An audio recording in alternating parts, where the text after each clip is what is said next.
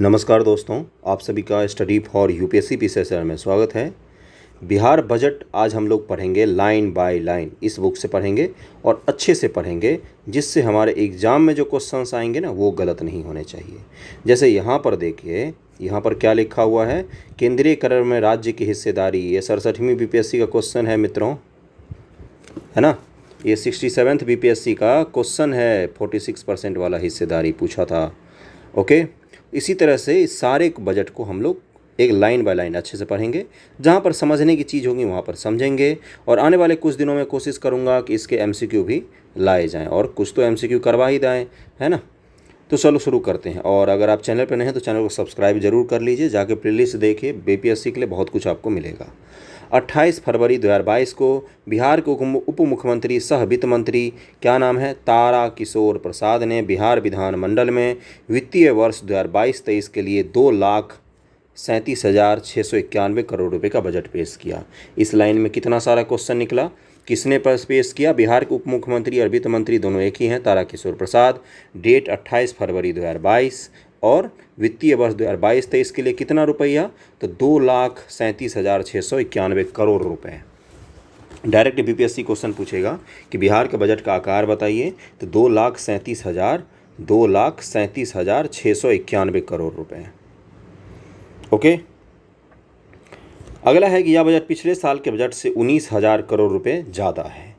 सबसे पहले तो बजट होता क्या है, देखो मैंने बताया नहीं। जैसे केंद्र सरकार का, सेंटर का बजट आता है, वो आर्टिकल 112, क्या बोला गया है उसमें? वार्षिक वित्तीय विवरण। क्या कहा गया है? बजट शब्द कहीं संविधान में नहीं लिखा हुआ है, वार्षिक वित्तीय विवरण से लिखा हुआ है आर्टिकल 112 में केंद्र सरकार के लिए। और राज्य सरकार के लिए कितना लिखा हुआ है? 112 में से 90 घटा दो, 112 में 90 जोड़ दो, तो 202 के करीब में कितना हो जाएगा? तो 202 आर्टिकल में क्या लिखा हुआ है? राज्य सरकारों के लिए बजट लिखा हुआ है ना। जैसे केंद्र सरकार और राज्य सरकार संबंधित, या हाई कोर्ट या सुप्रीम कोर्ट संबंधित आर्टिकल निकालना हो तो एक बार देखना बैठ के, कभी 90 कभी 95 ऐसे जोड़ने पर ना आ जाते हैं अगला आर्टिकल केंद्र सरकार राज्य सरकार का। तो आर्टिकल 202 में है राज्य सरकार का बजट, और आर्टिकल 112 में है केंद्र सरकार का वार्षिक वित्तीय विवरण। यह पिछले साल के बजट से 19,000 करोड़ रुपए ज़्यादा है। नए वित्तीय वर्ष 2022-23 में बिहार का विकास दर 9.7 रहने का अनुमान है। कितना? 9.7%। 2020-21 में मात्र यह 2.5% ही थी। 20-21 में पता ही है कोरोना पहली बार आई थी, और उस बार तो सबकी लंका लगा गई थी। अगला है कि बिहार इस वर्ष भी देश में सबसे ज़्यादा आर्थिक वृद्धि दर प्राप्त करने वाला राज्य है। आर्थिक वृद्धि दर में बिहार अभी भी टॉप पर रहता है भारत में। आर्थिक वृद्धि दर की बात कर रहा हूँ मैं, आप विकास की बात नहीं कर रहा हूँ। वृद्धि और विकास में अंतर होता है। अगला है, पिछले कुछ वर्षों में राज्य का सकल घरेलू उत्पाद वृद्धि 2022-23 में 9.7% का अनुमान है, 21-22 में 9.8 का अनुमान, और 20-21 में 2.5% का ही रहा था।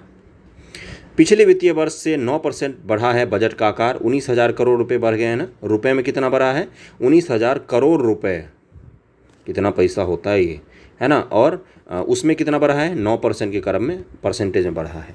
बजट आकार 2021-22 में 2.18 लाख करोड़ था, 2022-23 में 2.37 लाख करोड़ रुपए है। योजना मद में देखो, सरकार जो खर्च करती है ना, उसको दो भाग में बांट दो, योजनागत और गैर योजनागत मद में खर्च करती है सरकार। बजट क्या होता है? देखो, आपके घर का भी बजट होगा, आप जहाँ पर पढ़ाई कर रहे हो, तैयारी कर रहे हो, दिल्ली में, पटना में, कहीं भी, आपका भी अपना एक मंथली बजट होगा। आप भी उसको खर्च करते होगे कि चलो खाने पीने पर इतना खर्च कर लेंगे, और यहाँ घूमने फिरने जाने के लिए या बाकी कामों के लिए अलग से खर्च कर लेंगे। तो हर कोई बजट बनाता है। उसी तरह से राज्य सरकार, देश और हर राज्य सरकार, केंद्र सरकार बजट बनाती है। उसमें कुछ बजट क्या होती है कि हमें योजना जो इतनी सारी चल रही है केंद्र सरकार या सरकार की, उसके तुम्हें खर्च करना है। और कुछ होता है गैर योजनागत, जैसे वेतन देना है कर्मचारियों को या कुछ और करना है, तो उन सब मदों के लिए खर्च की जाती है। गैर योजनागत में अभी कितना है योजना मद में? तो 1,230 करोड़ रुपया रखा गया है। पहले कितना था? 1,518 करोड़ था। योजनागत में 518 से 230 पर आ गया है। गैर योजनागत की बात करें तो पहले था 1,17,783 करोड़, और अभी है 1,37,460 करोड़। यानी कि गैर योजनागत व्यय जो है वो बढ़ा है, और योजनागत व्यय जो है वो घट गया है। ओके, कुल 2,37,691.19 करोड़ रुपए। इसका अंतिम डिजिट तक जरूर याद रखना, 2,37,691.919 करोड़ है ना। कितना है? 2,37,691.19 करोड़ रुपए। इसको अंतिम डिजिट इसलिए याद रखना क्योंकि बीपीएससी ने क्या किया, बीपीएससी ने 65वीं बीपीएससी में सीधा सीधा पूछ लिया, राज्य की बताइए कितने करोड़ रुपए का बजट है, जीडीपी पूछ लिया था उस साल, है ना। तो उसको जरूर याद रखना। और अंतिम आंकड़े तक पूछा था उसने। कुल व्यय 2,37,691.19 करोड़ रुपए, जिसमें राजस्व व्यय कितना होगा? राजस्व व्यय 1,91,956.67 करोड़ रुपए। कुल व्यय का 80% 80.76% राजस्व व्यय के रूप में होगा। अगर आपको नोट डाउन करना हो तो कॉपी कलम लेके बैठ के एक एक पॉइंट नोट डाउन करना। आपका बिहार बजट का अगर नोट्स बन जाएगा तो आपको रिवाइज करने में बहुत ही आसानी होगी, है ना। किसी एमसीक्यू की ज़रूरत नहीं पड़ेगी। अगला है कि पूंजीगत व्यय पर कितना खर्च कर रही है सरकार। तो पूंजीगत व्यय पर अगर रुपए में हम देख लें तो 45,734.52 करोड़ रुपए। कुल व्यय का 19.24% पूंजीगत व्यय पर खर्च कर रही है। राजस्व व्यय पर 80%। कुल प्राप्तियों का अनुमान 2,37,891 करोड़ रुपए प्राप्त हुए हैं, जिसमें राजस्व से कितना आया है? 1,96,704.54 करोड़ रुपए राजस्व से बिहार सरकार को मिला है ये। और पूंजी से कितना मिला है? मात्र 41,187.43 करोड़ रुपए मिला है। राजस्व बचत कितना है? तो राजस्व प्राप्तियां से राजस्व व्यय तो 1,96,704.51 करोड़ रुपए है। और राजस्व व्यय कितना है? 1,91,956.67 करोड़ रुपए। ओके, यहाँ पर डेटा बहुत ही ज़्यादा होगा, इसलिए उसको देख के घबराना मत, है ना। बहुत ही ज़्यादा डेटा होगा, लेकिन आपको मैं इतना यकीन दिलाता हूँ कि इस डेटा में से आपके क्वेश्चंस बनते हैं। इस बार भी 3-4 क्वेश्चन आए हुए थे केंद्र सरकार की बजट से और राज्य सरकार की बजट से मिला के। ओके, अगला है कि वर्ष 2005-06 से 2018-19 तक राज्य में कुल राजस्व बचत 75,043 करोड़ रुपए हुआ है। राजस्व बचत की बात कर रहा है। राजकोषीय घाटा क्या होता है? कुल गैर ऋण व्यय। कुल गैर ऋण व्यय मतलब ऋण के अलावा जो व्यय होते हैं उसमें से कुल गैर ऋण आय को जब हम घटा देते हैं ना, तो उससे क्या निकल आता है? फिजिकल डेफिसिट निकल आता है। 25,885.10 करोड़ रुपए है, जो ग्रॉस स्टेट डोमेस्टिक प्रोडक्ट जो होता है उसका 3.47% है। राजकोषीय घाटा सीधा सीधा पूछता है कि बिहार सरकार का फिजिकल डिफिसिट कितना है। फिजिकल डिफिसिट बिहार सरकार का कितना है? तो बिहार सरकार के जीएसडीपी मतलब स्टेट का जो जीडीपी है उसका 3.47% है। इसको ज़रूर नोट डाउन करके लिख के रख लेना। इस तरह क्वेश्चन पूछता है तो बहुत दिक्कत आती है। 3.47% है बिहार सरकार का कुल राजकोषीय घाटा। बजट में कुल व्यय तो 2,37,000 अभी दिखाया हमने। स्कीम का हिस्सा मतलब योजनागत इतना है और गैर योजनागत इतना है। ओके, अगले पर चलते हैं। रुपया कहाँ से आता है? अब देखो बजट में क्या होगा, बजट जब भी होता है तो आपके अकाउंट में कहाँ से आता है? या तो आप खुद कमाते होंगे या घर के लोग भेजते होंगे, है ना। एक तरफ से रुपया आता है और एक तरफ रुपया जाता है ना। इसी का मैनेजमेंट तो बजट कहलाता है ना। तो कहाँ से हमें प्राप्त करता है? देखो योजनागत गैर योजनागत में तो खर्च होता है और हम पाते कहाँ से हैं? केंद्रीय कर से हमें 46% हिस्सा मिलता है। भारत सरकार जो है वो हमें 46% के आसपास में देती है। केंद्रीय करों से हमें कितना मिलता है? 46% हिस्सा हमें बजट का मिलता है। केंद्र सरकार के सहायता अनुदान से हमें 30% मिलता है। यानी केंद्रीय कर और केंद्र सरकार के अनुदान को अगर मिला दे तो 76% के आसपास पैसा हमें वहाँ से आता है। और बिहार सरकार का अपने राजस्व से कितना आता है? 21% के करीब में हमारे अपने राजस्व से आता है। ये बिहार का ही नहीं, हर राज्य का यही होता है। उनके केंद्रीय करों की हिस्सेदारी अधिक होती है। और अगर जैसे बेंगलोर जैसा शहर है, मुंबई जैसा शहर है, तो महाराष्ट्र की आय तो ऑब्वियसली ज़्यादा होगी, कर्नाटक की आय ऑब्वियसली ज़्यादा होगी, जहाँ महानगर होते हैं या जहाँ औद्योगिक केंद्र ज़्यादा होते हैं। रुपया कहाँ जाता है? देखो पहली बात, रुपया कहाँ आता है? इन 3 सोर्स से मेन। अब जाता कहाँ है? सामाजिक सेवाओं पर 41% खर्च होते हैं। सीधा सीधा आपको ऑप्शन में पूछेगा कि बिहार सरकार निम्न में से किन चीज़ों पर सबसे अधिक पैसा खर्च करती है। बजट की मैं बात नहीं कर रहा हूँ, ओवरऑल पूछ रहा है। सामाजिक सेवाएं बहुत सारी चीज़ आएंगी, तो सामाजिक सेवाओं पर 41% खर्च करती है, सामान्य सेवाओं पर 28% और आर्थिक सेवाओं पर 25% के करीब में बिहार सरकार खर्च करती है। बिहार बजट 2022-23 के विकास के 6 सूत्र तय किए गए हैं। 22-23 में 6 सूत्र तय किए गए बिहार के विकास के लिए। स्वास्थ्य पर क्या लिखा हुआ है यहाँ पर? स्वास्थ्य पर है कि 16,134.39 करोड़ रुपए खर्च किए गए हैं। स्वास्थ्य पर कितना? 16,134.39 करोड़ रुपए। और शिक्षा पर कितना? 39,191.87 करोड़ रुपए उस शिक्षा पर खर्च किए गए हैं। उद्योग में निवेश पर 1,643.74 करोड़ ही खर्च किए गए, 1,000 करोड़ के आसपास या 1,600 करोड़ के आसपास। कृषि और संबद्ध क्षेत्र पर अगर बात करें हम लोग तो 7,712.30 करोड़ रुपए हैं।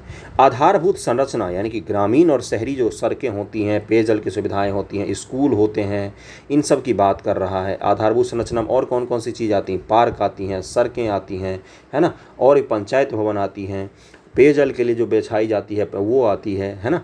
तो आधारभूत संरचना पर 29,749.64 करोड़ रुपए खर्च करती है। और सामाजिक कल्याण पर, कल्याण के नाम पर जो मदद होती है उस पर 12,375 करोड़ खर्च करती है। तो टॉप पर कौन आएगा?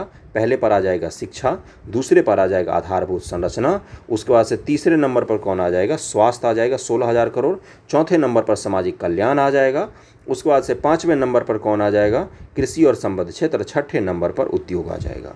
इसको सीक्वेंस को जरूर याद रखना सब लोग, ओके। कम से कम शिक्षा को जरूर याद रखना। शिक्षा के बाद आधारभूत संरचना का स्थान आता है, उसके बाद स्वास्थ्य का स्थान आता है।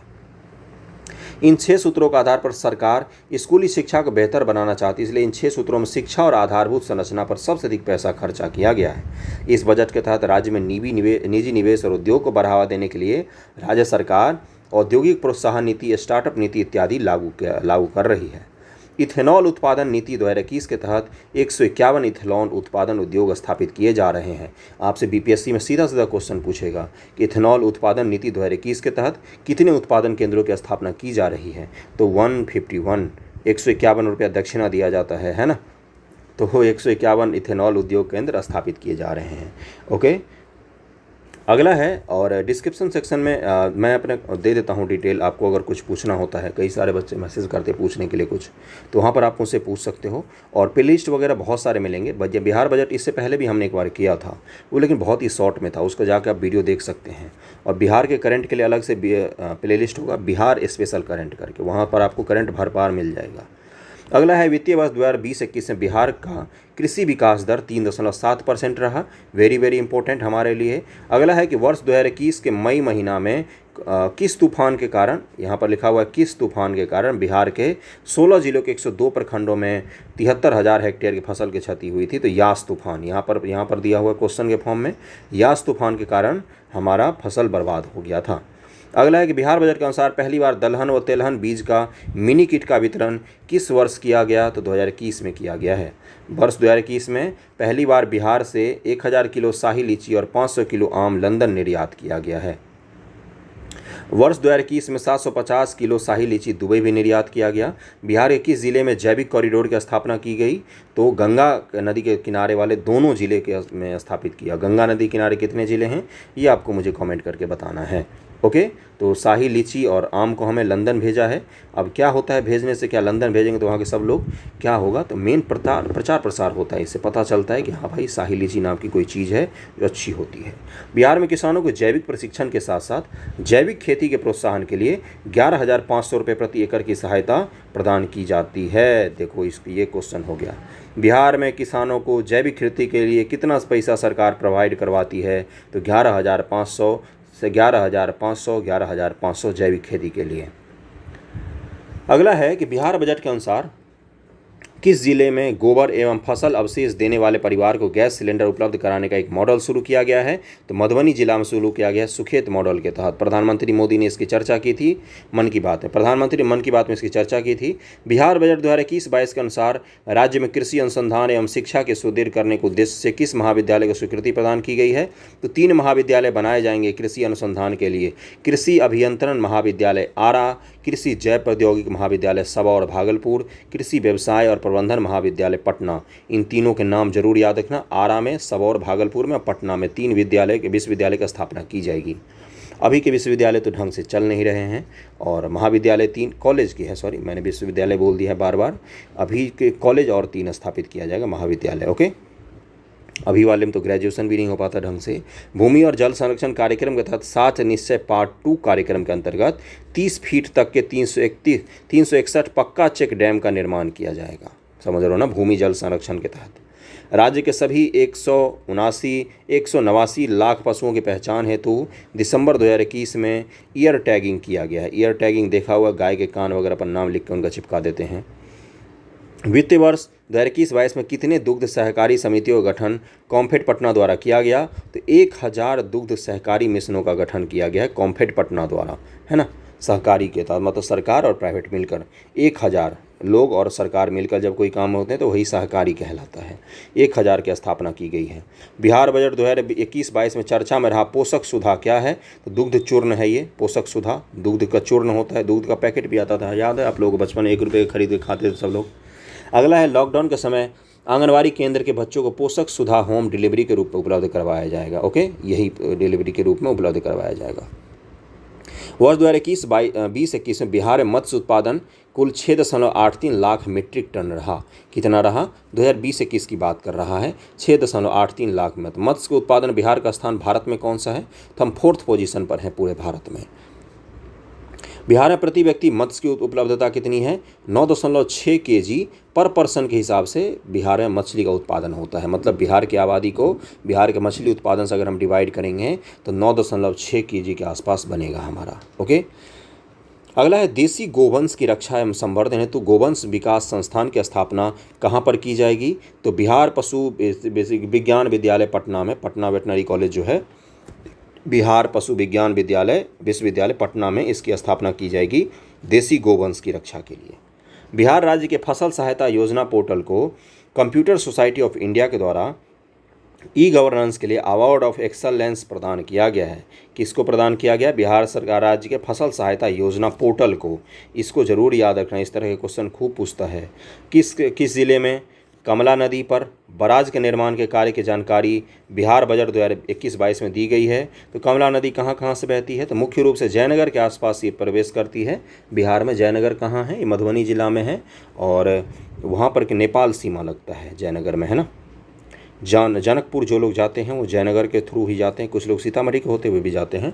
वैसे जयनगर जो है वहीं पर निर्माण किया जा रहा है बैराज का, जरूर याद रखना इसको। गंगा उद्वह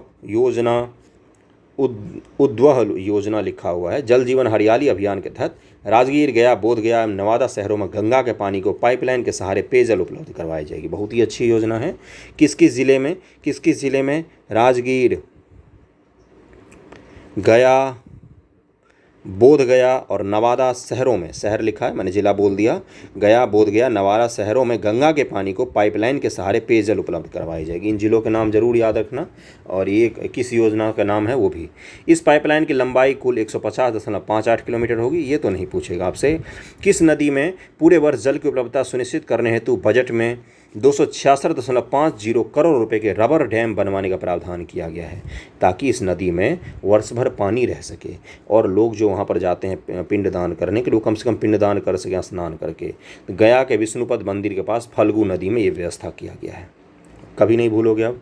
बिहार बजट के अनुसार किस योजना के तहत बिहार के सभी ग्रामीणों को शुद्ध पेयजल की आपूर्ति कराई जाएगी? तो मुख्यमंत्री पेयजल निश्चय योजना के तहत करवाई जाएगी।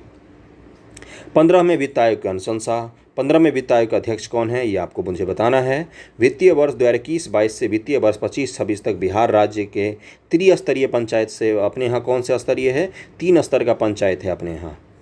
पंचायती राज संस्थानों के लिए टाइड एंड यूनिटी में 19,561 करोड़ रुपये अनुदान की राशि अनुशंसित की गई है।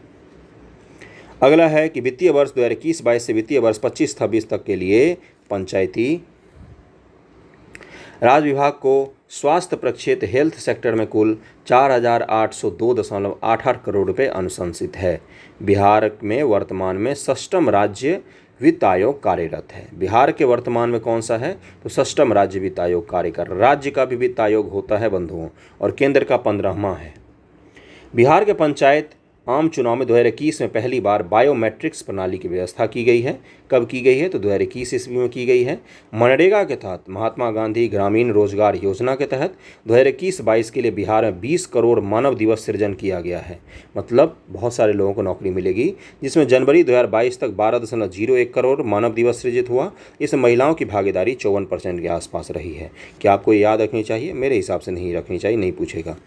केंद्रीय प्रायोजित स्वच्छ भारत मिशन ग्रामीण के समानांतर बिहार राज्य में कौन सी योजना चल रही है? सीधा सीधा ये क्वेश्चन पूछ लेगा, इसीलिए मैंने इस बुक से करवाया क्योंकि अच्छा था ये बुक, क्वेश्चन आंसर के फॉर्म में दिया है। लोहिया स्वच्छता योजना चल रहा है, किसके लिए? ग्रामीण स्वच्छ भारत मिशन ग्रामीण जो होता है, जो रूरल डेवलपमेंट डिपार्टमेंट मंत्रालय द्वारा भारत सरकार चलाती है, उसी के जैसा एक योजना बिहार सरकार भी चला रही है, लोहिया स्वच्छता योजना नाम से। कौन सा योजना नाम है? लोहिया स्वच्छता योजना इसका नाम है। ओके, अगला है कि लोहिया स्वच्छ बिहार द्वितीय चरण के अंतर्गत राज्य के 210 प्रखंडों में प्लास्टिक अपशिष्ट प्रबंधन अधोसंरचना इकाई की स्थापना का लक्ष्य रखा गया है। प्लास्टिक का जो प्रबंधन होता है, और आपको पता है 1 जुलाई 2022 से तो प्लास्टिक बैन हो गया है पूरे भारत में, सिंगल यूज प्लास्टिक। तो 210 प्रखंडों में क्या किया गया है? प्लास्टिक के अपशिष्ट प्रबंधन की व्यवस्था की गई है। जीविका द्वारा अब तक कुल कितने स्वयं सहायता समूहों का गठन किया गया है? तो 10.31 लाख सेल्फ हेल्प ग्रुप का गठन किया गया है। SHG जिनको कहा जाता है, उनका गठन किया गया है। कॉमफेड के साथ समन्वय कर जीविका दीदियों ने डेयरी कोऑपरेटिव सोसाइटी का गठन किया है। जीविका ने डेयरी कोऑपरेटिव सोसाइटी का गठन भी किया है। वित्तीय वर्ष 2022-23 में गैर कृषि गतिविधि के 1.5 लाख परिवारों को इससे लाभान्वित करने का लक्ष्य रखा गया है। गैर कृषि गतिविधि के द्वारा 1.5 लाख लोगों को लगभग में लाभान्वित किया जाएगा 2022-23 में।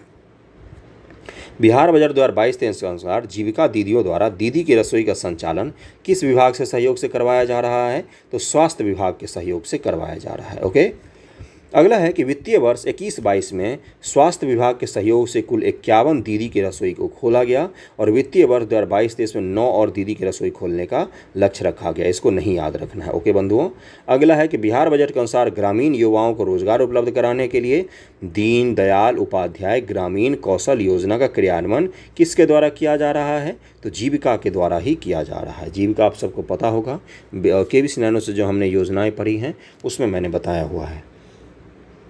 अगला है कि वित्तीय वर्ष 2022-23 में इस योजना के तहत कुल 12,000 युवाओं को प्रशिक्षित करने का लक्ष्य है। बिहार बजट के अनुसार बिहार के कुल कितने प्रखंडों में सूचना प्रौद्योगिकी केंद्र का निर्माण किया जा रहा है? तो 101 प्रखंडों में इसका निर्माण किया जाएगा। वेरी वेरी इंपॉर्टेंट, जरूर याद रखना। अगला है कि स्वच्छ सर्वेक्षण 2021 रिपोर्ट में सर्वश्रेष्ठ गंगा टाउन टॉप 10 रैंकिंग में बिहार के कितने शहर हैं 2021 में? तो पटना है, हाजीपुर है, छपरा, मुंगेर और बेगूसराय है। कौन सा रैंकिंग? स्वच्छ सर्वेक्षण 2021 रिपोर्ट में सर्वश्रेष्ठ गंगा टाउन टॉप 10 रैंकिंग में बिहार के 5 शहर शामिल हैं। कौन कौन से? पटना, हाजीपुर, छपरा, मुंगेर और बेगूसराय। अगला है कि स्वच्छ सर्वेक्षण 2021 रिपोर्ट के अनुसार बिहार के किस शहर को GFC कैटेगरी में 1 स्टार रैंक प्राप्त हुआ है? तो सुपौल जिला को GFC कैटेगरी में 1 स्टार का रैंक प्राप्त हुआ है। बिहार बजट 2022-23 के अनुसार कितने नगर निकायों को ODF प्लस घोषित किया जा चुका है? 24, 118 नगर निकाय और ODF प्लस की ओर अग्रसर हैं। ODF प्लस क्या होता है बंधुओं? ODF का मतलब तो पता ही होगा, पंचायत वेब सीरीज़ देखा होगा तो पता चल गया होगा, वहाँ पर ODF दिखाया हुआ है। तो ODF प्लस क्या होता है कि ओपन डेफिकेशन फ्री तो होता ही है, साथ साथ ओपन में ना मूत्रालय से भी फ्री होता है, और उसके अलावा यहाँ पर ना वाटर के जो रिसाइकलिंग का व्यवस्था होता है वो भी किया जाता है। तो अभी तक इन्होंने, बिहार सरकार ने बोला कि 24 हमने ऐसा नगर निकाय बना लिया है। अब ये 24 नगर निकाय अगर आपके शहर में हो तो मुझे ज़रूर बताना, क्योंकि मुझे तो आश्चर्य हो रहा है कि ये हुआ है कि नहीं कहीं पर। अगर आपके शहर में हुआ हो ये तो ज़रूर बताना कमेंट करके। ओके, तो ये 24 नगर निकाय को उन्होंने ODF प्लस घोषित करवा दिया है। ओके, अगला है कि इन 118 नगर निकायों में कचरे से कंपोस्ट तैयार किया जा रहा है, और ये जो 118 नगर निकाय हैं जो ODF प्लस बनना चाह रहे हैं, इनमें कचरे से कंपोस्ट खाद बनाया जा रहा है। समझ रहे हो ना? इस योजना के तहत, अच्छा अगला है कि किस योजना के तहत बिहार के सभी जिला मुख्यालय में सप्ताह गृह का निर्माण करवाया जाएगा? तो एक योजना चलाई गई है मोक्ष धाम योजना, जिसमें हर जिले में जो इलेक्ट्रिक सप्ताह केंद्र होता है उसका निर्माण किया जाएगा।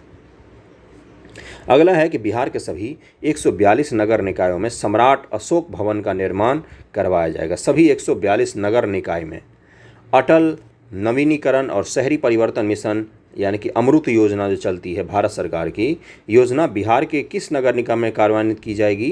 तो 1 लाख से अधिक आबादी वाले 12 नगर निगम हैं बिहार में, उनमें अमृत योजना चलाई जाएगी। और ये क्या है? ये शहरों को बिल्कुल स्मार्ट तरीके का बनाने का एक योजना है, अमृत मिशन। ओके, 1 लाख से अधिक आबादी वाले 12 नगर निकायों को इसमें सम्मिलित किया गया है। अमृत 2.0 का शुभारंभ 1 अक्टूबर 2021 को किया गया है। ओके, और इसके अंतर्गत सभी नगर निकाय में जलापूर्ति, पार्क योजना बनेंगे। स्मार्ट सिटी मिशन में बिहार के कितने शहर शामिल किए गए हैं जिन पर लगातार कार्य किया जा रहा है? तो बिहार के 4 शहर हैं स्मार्ट सिटी मिशन में शामिल। भागलपुर चले जाओ, भागलपुर वाले बता देना आपका शहर है। मुजफ्फरपुर वाले मुबारक हो, आपका भी शहर है। पटना वाले का भी मुबारक हो, पटना भी है। और बिहार शरीफ भी इसमें शामिल है। ये 4 शहर इसमें शामिल है। किसमें? स्मार्ट शहर में। आपका शहर कितना स्मार्ट बना है कमेंट करके ज़रूर मुझे बताएं, क्योंकि मास्टर को नहीं पता है कितना स्मार्ट बना है। बिहार बजट 2022-23 के अनुसार राज्य का हरित आवरण कितना हो गया है?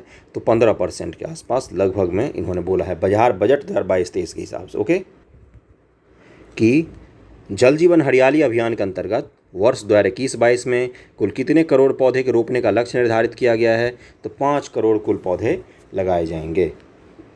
जनवरी 2022 तक कुल 387 लाख पौधों का रोपण किया जा चुका है।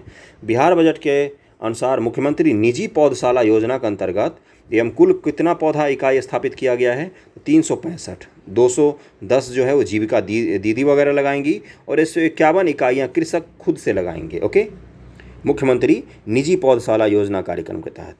अगला है कि इस योजना के तहत कुल 73 लाख पौधे लगाए जाएंगे मुख्यमंत्री वाले योजना के तहत। और बिहार में प्रवासी पक्षियों के लिए प्रथम bird ringing and monitoring station की स्थापना किसके साथ समझौता किया गया है? तो बॉम्बे नेचुरल हिस्ट्री सोसाइटी जो है ये भारत की सबसे पुरानी पर्यावरण से संबंधित सोसाइटी है बंधुओं। आज़ादी से पहले बन गई थी, 1920-21 के आसपास बनी थी।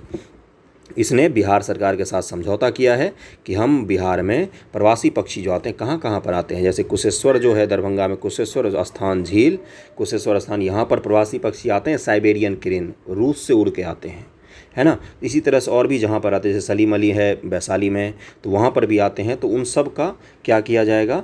उनको देख रेख करेगा Bombay natural history society. Monitoring का मतलब वही होता है।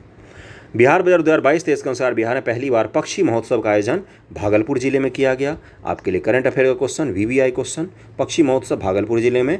बिहार में प्रथम राजकीय पक्षी महोत्सव कलरव का आयोजन 15 से 17 जनवरी 2022 को कहाँ किया गया? तो जमुई जिले के नागी नकटी पक्षी अभ्यारण्य में किया गया। नागी नकटी डैम है, उसी के पक्षी अभ्यारण्य में बिहार का प्रथम राजकीय पक्षी महोत्सव, राजकीय किया है बिहार सरकार ने, उसको मनाया। उसका नाम क्या रखा गया? कलरव। ओके, अगला क्वेश्चन अगला है कि बिहार बजट 2022-23 के अनुसार 400 एकड़ की जू सफारी का निर्माण राजगिरी के किस पहाड़ी घाटी क्षेत्र में किया गया है? तो स्वर्ण पहाड़ी घाटी क्षेत्र। याद है ये क्वेश्चन पूछा है 67वीं यूपीएससी में बंधुओं, यहीं से पूछा था ये क्वेश्चन। 400 एकड़ की भूमि पर 2022-23 में यहाँ पर निर्माण किया गया और इसको हमने बिहार में एग्जाम देने से पहले करंट अफेयर में पढ़ लिया था। तथा वैभवगिरी पहाड़ी घाटी क्षेत्र में, कहाँ पर? स्वर्णगिरी और वैभवगिरी पहाड़ी घाटी का जो क्षेत्र है वहीं पर इसका निर्माण किया गया है। जू सफारी के 500 हेक्टेयर वन क्षेत्र में नेचर सफारी की भी स्थापना की गई है।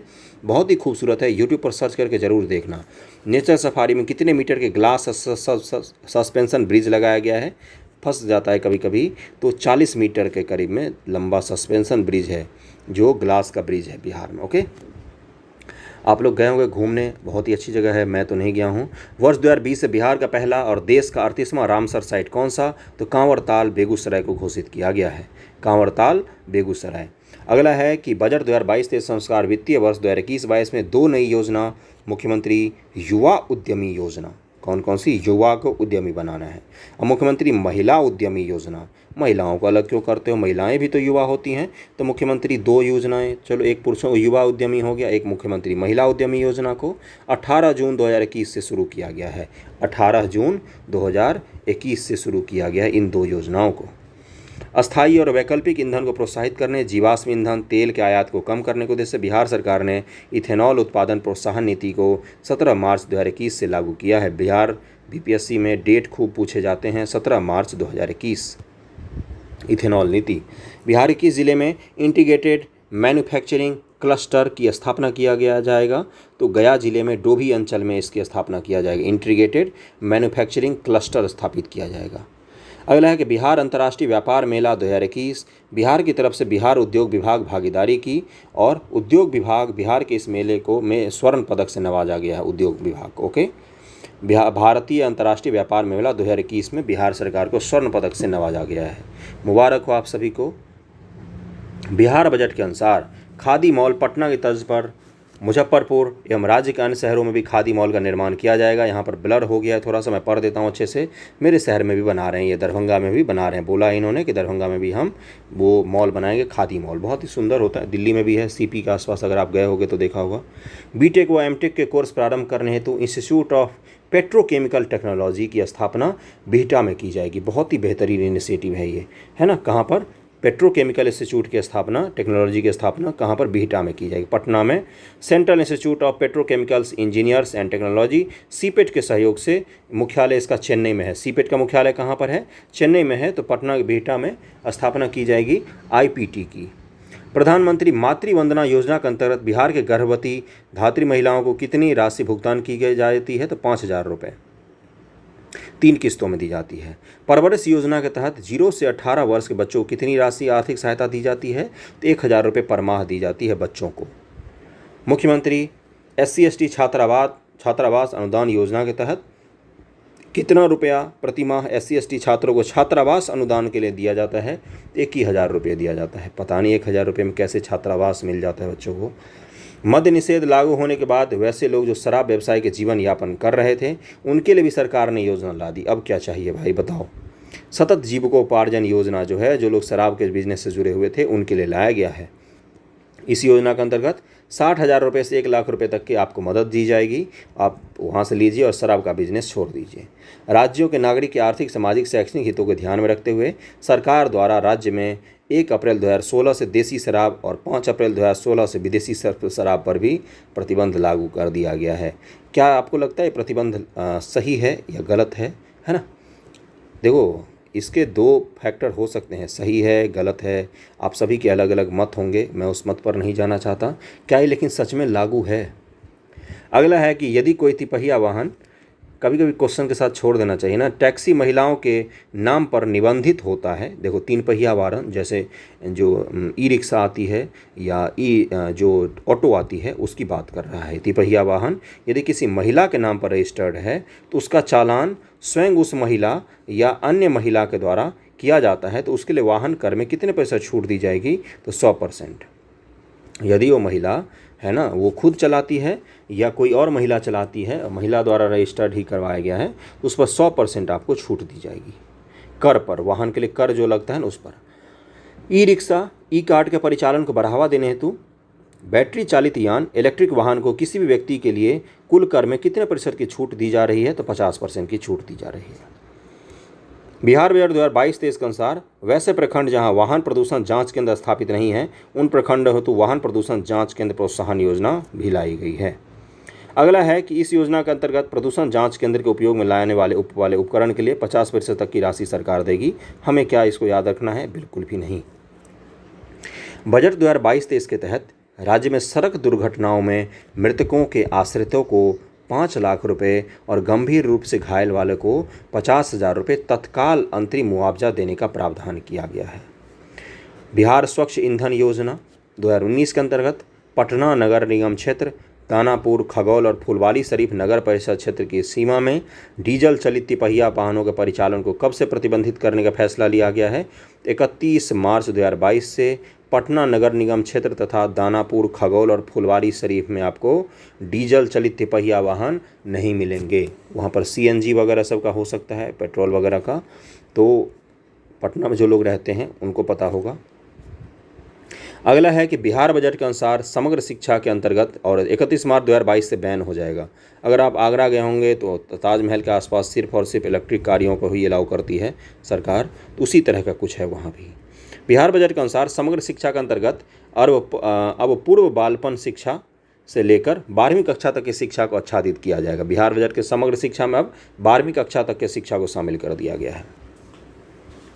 अगला है कोविड-19 कारण बिहार विद्यालय बंद होने की स्थिति में 1 से 12 क्लास के विद्यार्थियों के लिए दूरदर्शन बिहार मेरा दूरदर्शन मेरा विद्यालय पर डिजिटल पढ़ाई की व्यवस्था की गई है। कितने बच्चों ने यहाँ से देखकर पढ़ाई की है, मुझे बड़ा ही डाउट होता है। उन्नयन बिहार कार्यक्रम, इसके माध्यम से राज्य के सभी सरकारी एवं सरकारी सहायता प्राप्त माध्यमिक उच्च माध्यमिक विद्यालयों में स्मार्ट क्लासरूम का निर्माण करवाया गया है। ये तो मैंने देखा है कि स्मार्ट बोर्ड डिजिटल बोर्ड लाया गया है और उस पर एनिमेशन की मदद से पढ़ाया जाता है बच्चों को। ये तो शुरू हुआ है ना। उच्च स्तरीय शिक्षा के लिए नए बने आर्यभट्ट ज्ञान विश्वविद्यालय पटना के परिसर में कुल कितने शैक्षणिक संस्थान अब होंगे, कहाँ पर बनाया जा रहा है इसको? उच्च स्तरीय शिक्षा के लिए हाई लेवल एजुकेशन के लिए आर्यभट्ट ज्ञान विश्वविद्यालय पटना, इसके परिसर में कौन कौन से होंगे? Centre for geographical studies, school of journalism and mass communication, Pataliputra school of economics, ये सभी होंगे। 3 नए शैक्षणिक संस्थान भी बनेंगे, centre for stem cell technology, centre for astronomy और सेंटर फॉर फिलॉसफी बनाए जाएंगे। वाह, अगर ये सब काम करने लग जाए ना तो क्या बोलूँ मैं, बिहार तो मतलब हमारी शिक्षा के लिए बाहर नहीं जाना पड़ेगा मुख्य रूप से, है ना। अच्छा है, ये बहुत ही अच्छा इनिशिएटिव, इसकी तारीफ करनी चाहिए, है ना। अगला है कि बिहार सरकार द्वारा पूर्व से स्थापित 13 सरकारी विश्वविद्यालयों के अलावा 7 निजी विश्वविद्यालयों की स्थापना करवा रही है। विद्यालयों में जल, स्वच्छता और साफ सफाई के वातावरण निर्माण हेतु बिहार सरकार ने कौन सा पुरस्कार प्रारंभ किया है? तो बिहार स्वच्छ विद्यालय पुरस्कार को प्रारंभ किया है। और इस योजना को जरूर याद रखना सब लोग, आर्यभट्ट ज्ञान विश्वविद्यालय पटना के परिसर में इन सब की स्थापना की जाएगी। हो सकता है ई ऑप्शन में 2-3 नाम दे दे, एक बार मैं फिर से पढ़ देता हूँ। Geographical institute, centre for geographical institute, school of journalism and mass communication, media की पढ़ाई, पाटलिपुत्र स्कूल ऑफ इकोनॉमिक्स, और 3 नए भी बनाए जाएंगे, ये तो पहले से ही स्थापित हैं। Centre for stem cell technology बेहतरीन, सेंटर फॉर एस्ट्रोनॉमी और सेंटर फॉर फिलॉसफी होते हैं अगले वाले पर। और ये सब पढ़ दिया। राज्य में द्वितीय एम्स की स्थापना दरभंगा चिकित्सा महाविद्यालय एवं अस्पताल लहरियासराय के परिसर में किया जा रहा है। ऐसी योजनाएं पढ़ के तो मैं तो कम से कम खुश हो जाता हूँ। मेरे शहर में स्थापित किया जा रहा है इसको, और कहाँ पर? दरभंगा चिकित्सा विद्यालय और अस्पताल लहरियासराय। डीएमसीएच जो है भी है ना वर्तमान का, डीएमसीएच आपको पता है आज़ादी से पहले का हॉस्पिटल है, देश के टॉप 10 हॉस्पिटल में कभी रहता था ये, आज खराब हो गया। दरभंगा के महाराज ने इसकी स्थापना करवाई थी। तो डीएमसीएच के जो परिसर है ना लहरियासराय में, वहीं पर इसको एम्स की स्थापना भी किया जाएगा। ओके, अगला है कि पीएमसीएच एवं अस्पताल में कुल 5,462 बेड के निर्माण के साथ विश्व का दूसरा सबसे बड़ा अस्पताल होगा। पीएमसीएच को देश का सबसे बड़ा और विश्व का दूसरा सबसे बड़ा अस्पताल बनाया जाएगा। इसको जरूर याद रख लेना, इन सब योजनाओं से डायरेक्ट एमसीक्यू बन सकते हैं। अगला है कि 100 बेड का स्टेट कैंसर इंस्टीट्यूट की स्थापना कहाँ की गई है?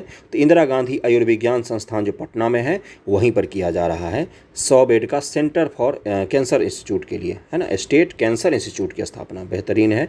बिहार में कैंसर के पेशेंट बहुत ज़्यादा बढ़े हैं, खासतौर से मिथिलांचल उत्तर बिहार के क्षेत्र में।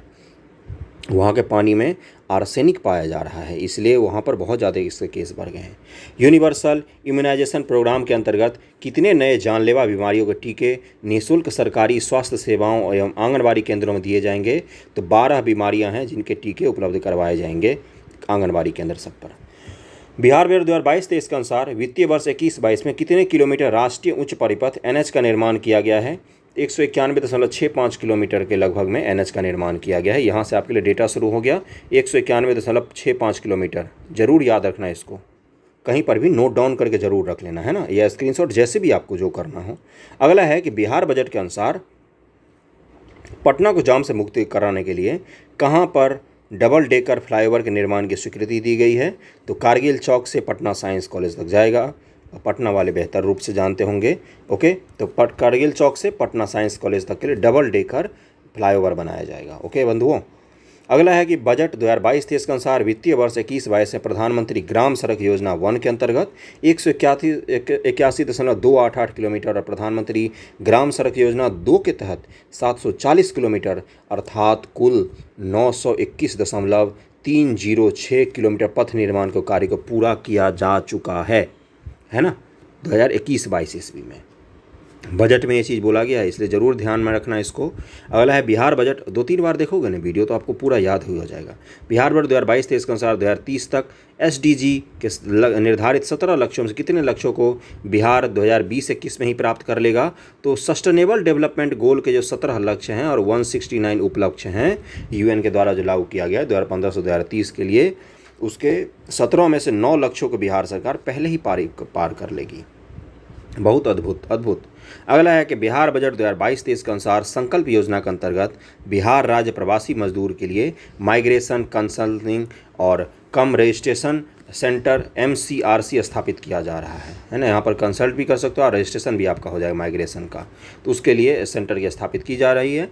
बिहार के अंदर 10 और बिहार के बाहर 10 MCRC की स्थापना की जाएगी, जिससे प्रवासी मजदूरों को खूब लाभ होगा। जरूरी कदम है ये। वित्तीय वर्ष 2022-23 में राज्य के सभी नियोजनालयों उत्प्रवासी संसाधन केंद्र माइग्रेंट्स रिसोर्स सेंटर के रूप में स्थापित किया जाएगा। वर्तमान में 4 जिले नियोजनालयों सिवान, गोपालगंज, मधुबनी और पश्चिम चंपारण में प्रस्थान पूर्व उन्मुखीकरण प्रशिक्षण केंद्रों की स्थापना की गई है। बहुत ही खराब हिंदी लिखा है, मतलब बिहार छोड़ के जाने से पहले थोड़ा बहुत प्रशिक्षण दे देते हैं ये लोग। चौसा बक्सर में VVI जरूर याद रखना। 2 गुना 660 मेगावाट यानी कि 1320 मेगावाट ग्रीन फील्ड ताप विद्युत प्रतिष्ठान का निर्माण करने का सहयोग किसके सहयोग से किया जा रहा है? तो सतलज जल विद्युत निगम लिमिटेड। देखो चौसा जो बक्सर में है ना, वहाँ पर हाइड्रो पावर की मदद से ग्रीन इलेक्ट्रिसिटी प्रोड्यूस करने की बात हो रही है। कितने मेगावाट की? तो 1320 मेगावाट बिजली का उत्पादन वहाँ पर किया जाएगा सतलज जल विद्युत निगम की लिमिटेड की मदद से। सतलज जल विद्युत निगम लिमिटेड की मदद से VVI क्वेश्चन। सतलज जल विद्युत निगम लिमिटेड भारत सरकार और हिमाचल प्रदेश सरकार का एक संयुक्त उपक्रम कंपनी है। अगला है कि इन दोनों इकाइयों से वाणिज्यिक उत्पादन प्राप्त करने का 2023-24 तक लक्ष्य रखा गया है। इस परियोजना के अंतर्गत बिहार को 35% बिजली प्राप्त होगी। 35% बिहार को देगा, बाकी 65% के कहाँ ले जाएगा मुझे नहीं पता। बाहर ले जाएगा, ऑब्वियसली बाहर बेचने के लिए ले जाएंगे। बिहार में राज्य में कार्यरत ग्रिड की कुल लंबाई 17,120 सर्किट है किलोमीटर हो गई है, जिसकी कुल विद्युत निकासी क्षमता कितना मेगावाट है? तो 13,000 मेगावाट के करीब में अभी बिहार में बिजली का उत्पादन क्षमता होता है। बिजली उपभोक्ताओं के लिए स्मार्ट मीटर को प्रीपेड मोड में लगाने वाला बिहार भारत का कौन सा राज्य है? तो पहला राज्य है। और भारत सरकार ने क्या बोला है कि बिहार के इस अनुभव को हम पूरे देश में इस्तेमाल करेंगे। हर राज्य को बोलेंगे कि आप प्रीपेड मीटर लगाइए वहाँ। अब तक लगभग 4,33,000 से अधिक स्मार्ट प्रीपेड मीटर लगाकर देश में बिहार पहले स्थान पर है। गजब, यहाँ पर तो कहर ढा दिया। राज्य सरकार ने कजरा और पीर पैंती में सौर ऊर्जा परियोजना लगाने का निर्णय 2022-23 में निर्णय लिया है। राज्य सरकार ने कजरा एवं पीर पैंती में सौर ऊर्जा परियोजना लगाया जाएगा। सोलर जो होते हैं ना, उनका परियोजना लगाया जाएगा यहाँ पर, और 2022-23 में लगाया जाएगा। जरूर ध्यान में रखना है इसको, इन 2 जगहों को। ओके बंधुओं, अगला ये दोनों स्थल 200 से 250 मेगावाट प्रत्येक की परियोजना लगाई जाएगी। 200 और 250 मेगा। बिहार के सरकारी भवनों किस मॉडल के तहत रूफटॉप सोलर प्लांट लगाया जाएगा? तो कैपेक्स मॉडल के तहत बिहार के सरकारी भवन होते हैं उनको आप अपने छत पर सोलर प्लांट लगाओ। नीचे मछली ऊपर बिजली योजना, फिर से मेरा जिला आ गया। इसके तहत दरभंगा जिले में 1.6 मेगावाट क्षमता का फ्लोटिंग सोलर पावर प्लांट लगाया जाएगा। फ्लोटिंग मतलब तालाब है, उसमें तैरता हुआ सोलर पैनल होगा, उसके नीचे मछलियां होंगी। सुपौल जिले में 525 किलोवाट क्षमता का फ्लोटिंग सोलर पावर प्लांट भी लगाया जा रहा है। सुपौल और दरभंगा दोनों जगह लगाया जा रहा है। बिहार बजट 2022-23 के अनुसार बिहार में कुल कितना जल विद्युत परियोजनाएं उत्पादनरत हैं? तो 13 हैं। कितने हैं? 13। इसकी कुल उत्पादन क्षमता 54 मेगावाट है। किस योजना मिशन के तहत बिहार के सभी जिलों में एक अभियंता महाविद्यालय और एक पॉलिटेक्निक संस्थान स्थापित किया जाएगा? इस योजना का नाम है अवसर बढ़े आगे बढ़े। सभी जिलों में एक इंजीनियरिंग कॉलेज और एक पॉलिटेक्निक की स्थापना की जाएगी। इंजीनियरिंग कॉलेज और एक पॉलिटेक्निक की स्थापना सभी जिलों में की जाएगी। ओके, अवसर बढ़े आगे बढ़े योजना के तहत राज्य में तकनीकी शिक्षा को उन्नयन और विकास हेतु किस अधिनियम के तहत बिहार अभियंत्रण विश्वविद्यालय का गठन किया गया है? तो बिहार अभियंता विश्वविद्यालय अधिनियम 2021 के तहत। बिहार सरकार ने कोविड-19 के संक्रमण को नियंत्रित करने के लिए डेडिकेटेड अस्पताल DCH Covid care centre CCC एवं dedicated Covid health care centre DCHC की व्यवस्था की है। अगला है कि राज्य सरकार द्वारा कोविड-19 से मृत व्यक्तियों के आश्रितों को कितनी अनुग्रह राशि अनुदान प्रदान करने का निर्णय लिया गया? 4 लाख रुपये प्रति मृतक प्रदान किया जाएगा। अब इसे बढ़ाकर 4.5 लाख कर दिया गया है। ओके, अगले पेज पर आगे हम लोग कि बजट 2022-23 के अनुसार 2021 में बाढ़ 2021 से निपटने हेतु प्रभावित परिवारों को कितनी राशि सीधे उनके खाते में दी गई? तो 6,000 रुपये दी गई थी बाढ़ से निपटने के लिए पिछले साल। इस साल तो बारिश ही नहीं हो रही है। राष्ट्रीय खाद्य सुरक्षा अधिनियम के तहत बिहार के ग्रामीण और शहरी क्षेत्रों में कितनी जनसंख्या को आच्छादित करने का लक्ष्य रखा गया है? राष्ट्रीय खाद्य सुरक्षा कार्यक्रम के तहत तो ग्रामीण में 85% और शहरी में 74% आबादी है जिसको इसके तहत लाया जाएगा। राष्ट्रीय खाद्य सुरक्षा नेशनल जो फूड सिक्योरिटी एक्ट करके है ना, उसी के तहत है। राष्ट्रीय खाद्य सुरक्षा अधिनियम 2013 को लागू करने वाला बिहार देश का प्रथम राज्य है। इसे बिहार में 1 फरवरी 2014 को ही लागू कर दिया गया था। राष्ट्रीय खाद्य सुरक्षा कार्यक्रम अधिनियम है एक्चुअली में वो। बिहार में अंत्योदय परिवार को कितना किलोग्राम खाद्यान्न दिया जाता है? तो 35 किलोग्राम प्रति परिवार दिया जाता है। 14 किलोग्राम गेहूँ और 21 किलोग्राम चावल प्रदान किया जाता है अंत्योदय योजना के तहत। प्रधानमंत्री गरीब कल्याण अन्न योजनागत जुलाई 2021 में प्रत्येक लाभुकों राशन कार्ड धारक परिवार के प्रत्येक सदस्य को प्रति माह 5 किलोग्राम, 2 किलोग्राम गेहूं और 3 किलोग्राम चावल दिया जाता है। वित्तीय वर्ष 2021-22 से माननीय मुख्यमंत्री द्वारा मंदार रोपवे का लोकार्पण कहाँ पर किया गया? तो मंदार हिल्स कहाँ है? बांका जिला बिहार में मंदार रोपवे का उद्घाटन किया गया। जरूर याद रखना इसको, बहुत ही इंपॉर्टेंट है। बिहार बजट में 6 अन्य रोपवे कहाँ से कहाँ तक?